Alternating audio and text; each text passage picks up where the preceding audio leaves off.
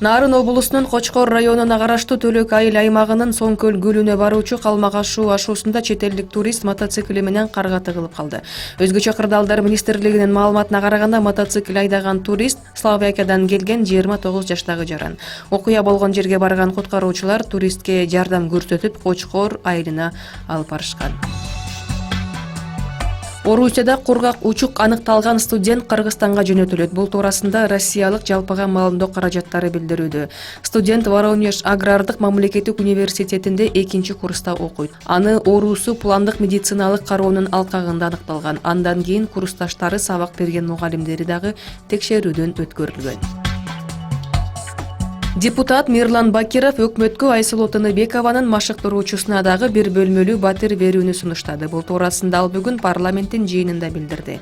Айсулуу Тыныбекова дүйнө чемпиону болду. Ошол чемпиондуктун артында турган анын машыктыруучусу Нурбек Изабековдун салымы чоң. Балбан кыздарды машыктыруучулар таптайт. Президент Сооронбай Жээнбеков Айсулуу Тыныбековага 3 бөлмөлүү батир берди. Өкмөт эстафетаны улантып, машыктыруучуга бир бөлмөлүү батир берсе туура болмок деп билдирди Мирлан Бакиров.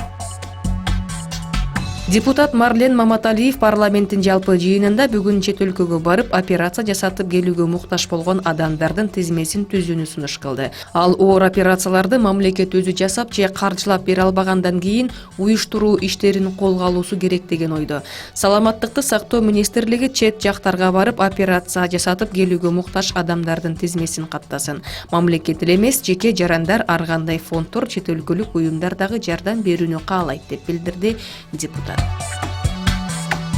Премьер-министр Мухаммедкалый Абылгазиев коомчулукту өнүктүрүү жана инвестициялоо агенттиги тарабынан жүзөгө ашырылып жаткан долбоорлорду талкуулаган жыйын өткөрдү. Бул туурасында өкмөттүн аппаратынын маалыматтык камсыздоо бөлүмү билдирди. Бүгүнкү күндө агенттик тарабынан суу менен камсыз кылуу жана сууну буруу, социалдык инфратүзүм, жайыттарды жана мал чарбасын жакшыртуу багыттары боюнча иштер аткарылууда. Учурда арис жалпы суммасы $205 миллион болгон 12 долбоорду ишке ашырууда. Премьер-министр ошондой эле суу объектилерин оңдоп түзөө жана инфратүзүмдү өнүктүрүүгө тартылган каражаттарды натыйжалуу колдонуунун маанилүүлүгүн дагы белгиледи. Мухаммедкалый Абылгазиев министрликтердин, мекемелердин жетекчилерине коомчулукту өнүктүрүү жана инвестициялоо агенттиги менен иштерди активдештирүү, ошондой эле 2 жуманын аралыгында аткарылган иштер жана маселелерди чечүү тууралуу маалымат берүүсүн тапшырды.